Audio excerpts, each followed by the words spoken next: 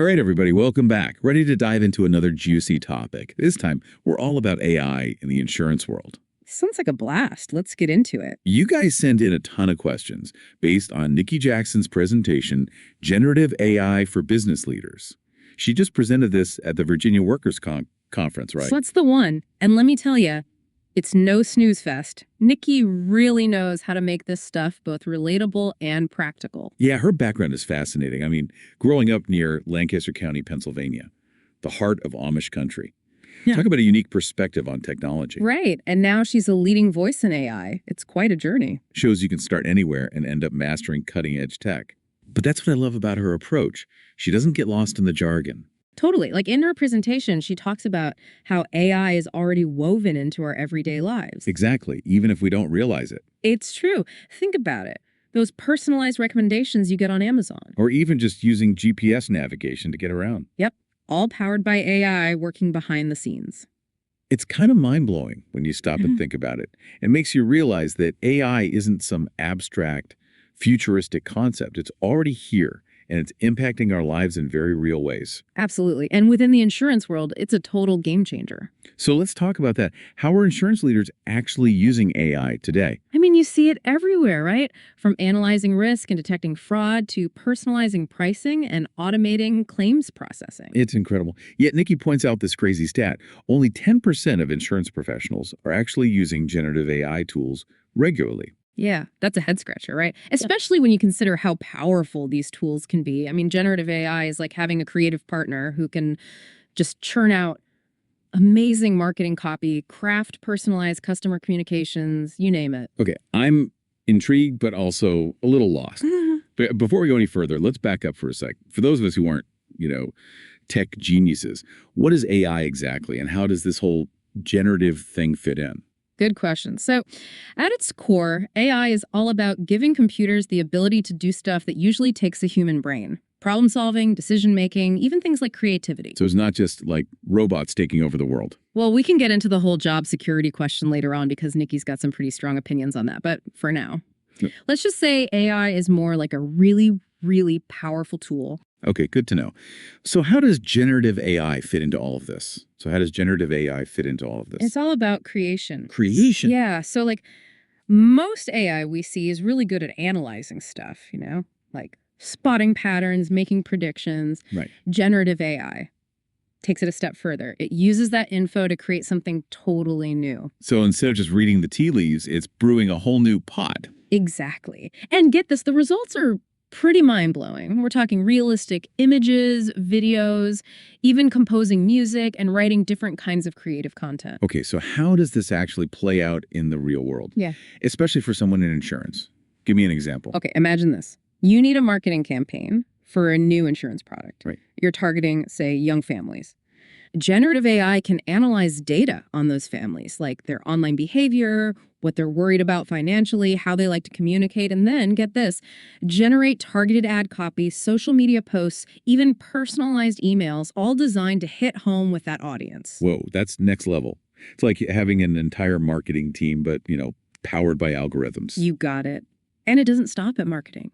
Generative AI can draft personalized customer service responses, create training materials for specific roles, even write code for basic tasks, freeing up your IT team for the complex stuff.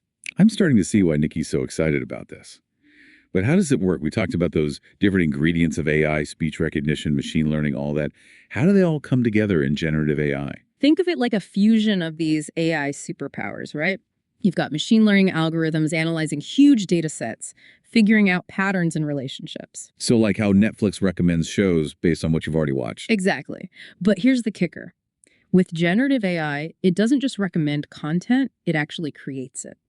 That's where natural language processing, or NLP, comes in. NLP, good. NLP lets AI understand and generate human-like text, which is like essential for creating stuff like marketing copy, chatbot dialogue, even scripts. So NLP is like the wordsmith of the AI world. Exactly. Okay, what about visuals? You mentioned AI creating images and videos. How does that even work? That's where things like computer vision and these things called GANs come in. Yeah, generative adversarial networks. I won't bore you with the technical stuff, but basically GANs pit two neural networks against each other.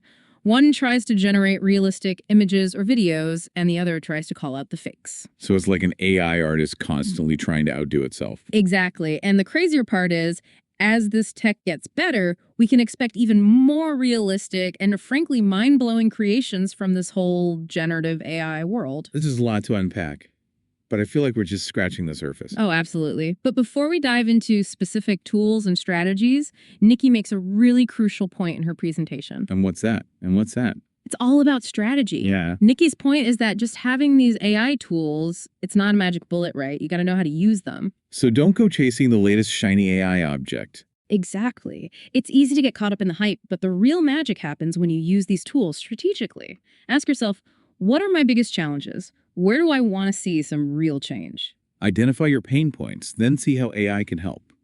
Got it. Exactly. Let's say you're struggling to personalize customer interactions. Really tailor those experiences. Generative AI can be huge for that. So we're talking like customizing insurance recommendations, automating customer service. And this is stuff that generative AI can handle now. Oh, yeah, absolutely. This isn't sci-fi. It's the real deal. And the tools are becoming more and more accessible. In fact, Nikki spotlights some tools that insurance leaders are already using. Okay, I got to ask, what are her top picks? Well, for generating text, ChatGPT and Jasper are her go-tos. They're great for marketing copy, reports, even writing code. ChatGPT. Yeah, I've heard of that one. Seems like it's everywhere these days. For good reason. It's super versatile. But here's the thing Nikki emphasizes. The key is prompt engineering. Basically, how you talk to the AI, how you guide it to get the results you want. So there's an art to it. It's not as simple as typing in a request and boom, you're done. Right. It's more like a conversation. But that's a whole other deep dive. The main takeaway is these tools are powerful, but you got to be smart about how you use them. Which brings us back to Nikki's point about AI and jobs, right? Mm-hmm. AI might not take your job, she said, but people using AI will. Powerful stuff. It really highlights why adapting and learning is so crucial. The future belongs to those who can leverage these tools, not shy away from them. Couldn't agree more. This deep dive has been amazing. We've gone from AI basics to real-world applications in insurance. It's a lot to digest. Totally. And we've just scratched the surface. There's so much more to explore. The ethical side, the new tools and techniques popping up all the time. It's a wild ride. A ride we'll definitely have to continue another time. But for now, I think the big question for everyone listening is this. How are you going to use the power of AI to shake things up and stay ahead of the curve? Right. Think about it.